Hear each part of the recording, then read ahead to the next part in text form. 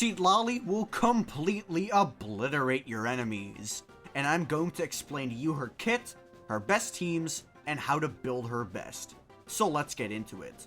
First of all, starting with her kit, and then her talent priority. Her normal attacks don't do anything. They're just hits of cryo damage, so I would absolutely ignore these. Her skill is quite interesting, however.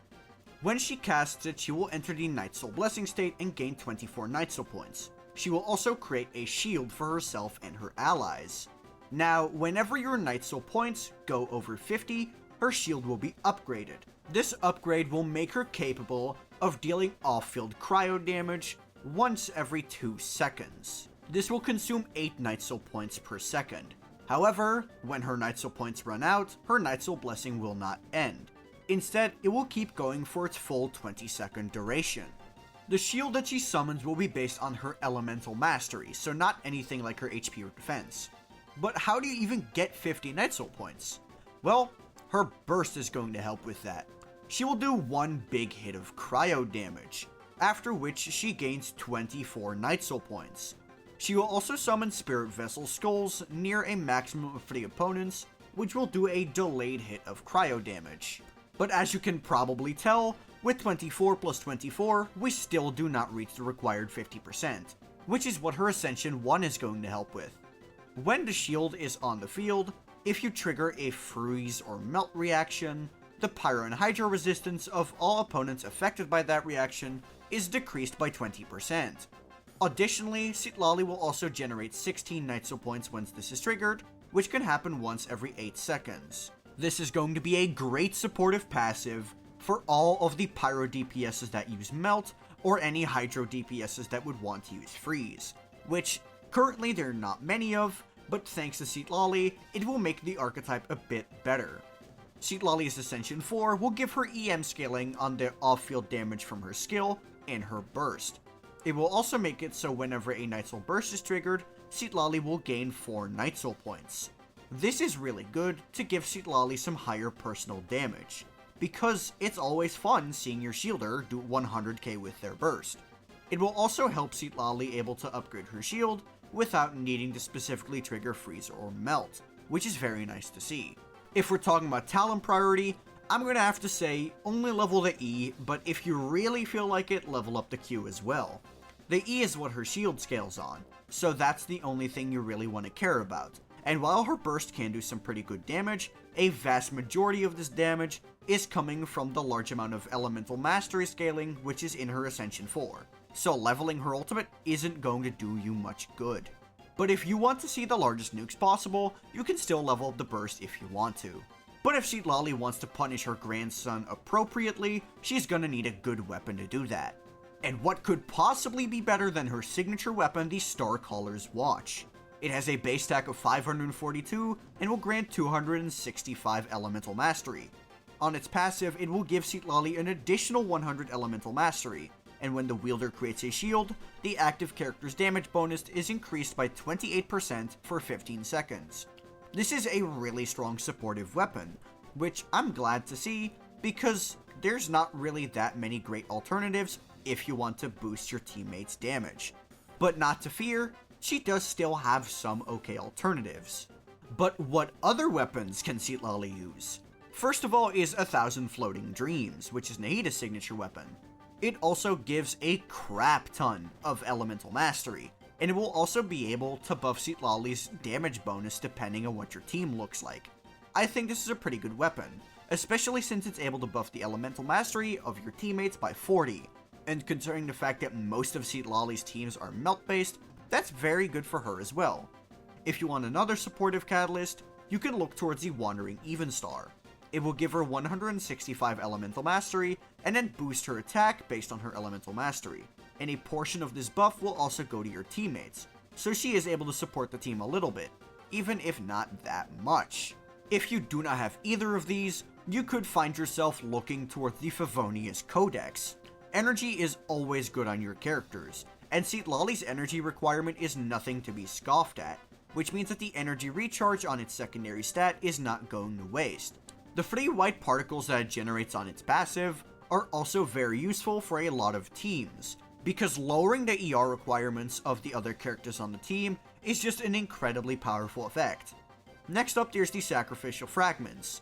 This weapon would mainly be picked up just because it gives a lot of EM. The passive isn't really going to do much for you, so it is just about that Elemental Mastery. Same goes for Mappa Mare. You're only looking for the Elemental Mastery here.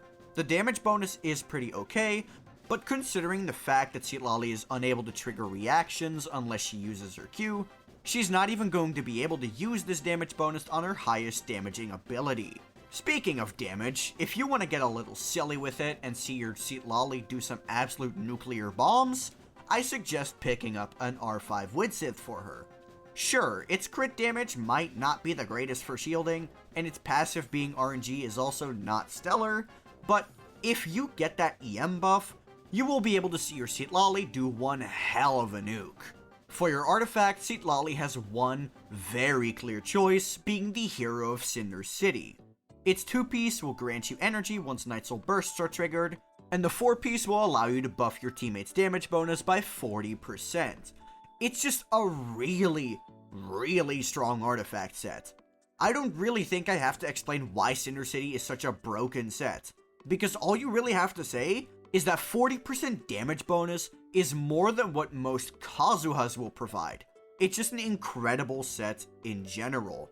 But if you want to see your Citlali do some really funny nukes, look towards Obsidian Codex.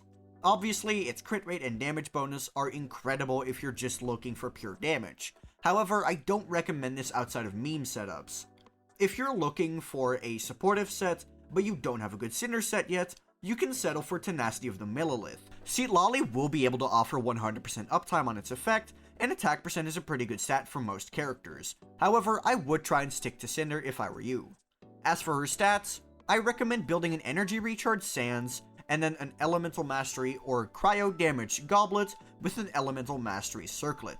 Citlali really wants to use her burst for the additional Night Soul points, so getting more Energy Recharge is not something you want to slouch on, even with Cinder City's 2-piece. So I recommend about 180% to get you set in most teams, with this being lowered if you're running Favonius weapons in your team. The Goblet you can go either EM or Cryo Damage. Cryo Damage will get you higher damage numbers, but Elemental Mastery will get you higher shielding.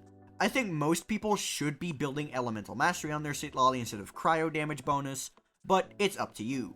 And then your Circlet will be Elemental Mastery no matter what you try to do, because even if you are building her for damage, Elemental Mastery will get you higher damage than a crit Circlet, so you're just always going to try and aim for Elemental Mastery on it. On to Citlali's teams. She doesn't really have that many, mainly being melt teams and freeze teams, but I do think that they're actually able to perform pretty well. First of all is Mavuika Melt. This is one of DPS Mavuika's stronger damage options, due to the fact that Melt, for Pyro characters at least, has a higher scaling than Vaporize. Citlali is able to apply Cryo for Mavuika to melt off of, and thanks to Cinder City and also the Ascension 1 effect, Mavuika's damage will be increased by quite a good amount. The only issue here is that your Cryo application on Citlali might not be enough to sustain Mavuika, but this can be solved by either using Kazuha's ultimate to infuse Cryo, or to put a Rosaria in your team instead of a Kazuha or Shallonen. Is it better than her Vaporize setups? Probably not, but it is still worth a try, and it does free up your Farina for the other side. And when I talk about the other Pyro characters, mainly Linny and Arlecchino, it's going to be a lot of the same deal. However, I would like to make a special exception for Hu Tao, because Hu Tao actually applies more Pyro than the other characters, which means she's not able to properly run a melt team, even if you get a Cryo-infused Kazuha burst, so I would just stick with double Hydra teams for her. And then the other team would be a freeze team with Nuvolette, where you essentially replace Shallonen for Citlali. I don't think this is better than using Shallonen, which I'll make very clear, but I do think it's quite the competitive option. 20% Hydra Res Shred isn't the same as Shallonen's 36% Shred, but it's still pretty close. You also still get the Cinder City buff, which is very appreciated. And while you lose Shallonen's healing, and by proxy the fanfare generation, you do gain a shield, which is actually pretty useful for a C0 Nuvolette if you aren't that good at the game. So it is still definitely an option worth considering compared to Shallonen.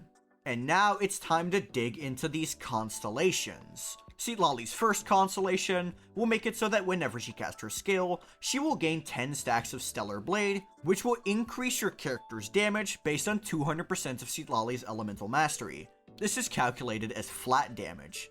While the flat damage itself isn't very strong, the fact you can trigger it 10 times makes up for it.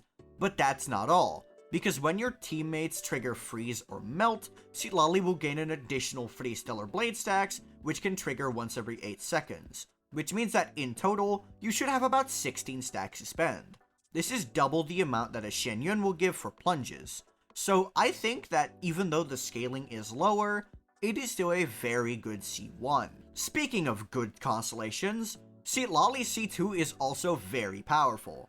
It will make it so that Citlali gains an additional 125 elemental mastery just for free. And when Citlali's skill is active, the active character will gain a 250 elemental mastery buff.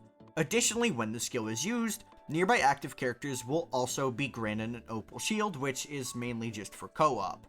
This is already a strong effect, as 250 EM in melt teams is really good, but that's not even where it ends. It will also double the resistance shred of Citlali's first ascension passive, having it go from 20% to 40%. This is the same as Viridescent Veneraire, so definitely do not sleep on this effect. C3 will level up Citlali's skill. I don't think this is that good, but go for it I guess. C4 makes it so that whenever Citlali's elemental skill does off-field damage, she will be able to summon an additional skull from her burst, which will do 1800% of Citlali's elemental mastery as Nightsoul aligned cryo damage. This will also restore 16 Nightsoul points to her and give her 8 energy, which can trigger every 8 seconds. This can actually do a lot of damage, comparable to even her burst. But considering the fact that you're not getting Citlali because you want damage, this might not be the best constellation to pick up. C5 will level up her burst, which, again, I don't think it's that good, but go off I guess. And then for Citlali C6. Usually with supports and sub DPSs, we see the C6 turning them into a main DPS, but Citlali kinda turns that on its head. Whenever Citlali uses her elemental skill, she will automatically enhance it, no Nightsoul points required. And when Nightsoul points are exhausted, the state will not end, so it just keeps going forever. Additionally, when the skill is used, all Nightsoul points will be consumed as soon as they are generated, and for every Nightsoul point consumed, Citlali will gain 1 stack. This can stack up to 40 times, and will grant nearby party members a 1.5% pyro and hydro damage bonus per stack, which at the max of 40 can be 60% damage bonus. But that's not where it ends, because Citlali will also give herself some fun, giving herself 2.5 damage bonus per stack, which at the maximum stacks of 40 is 100%. While I don't think this makes her normal attacks quite savable, it definitely makes her burst do a lot more damage, which is incredibly funny if you ask me. So what do you guys think of Citlali? Are you going to pull for her? I definitely will try to pull for her, but I don't know if I'm going to spend to get her. I definitely think that miHoYo knows cryo is not in a great spot, so they're trying to experiment a little bit with her, which I do enjoy seeing actually. If you found this guide informative, be sure to like the video and subscribe to the channel, as I also cover other Genshin characters and I also cover Wuthering Waves. If you still have any questions, be sure to leave down a comment, but if you want to make 100% sure I answer, be sure to join my Discord or message me on Twitter, which are both linked on the description. But that'll be it from me. Peace!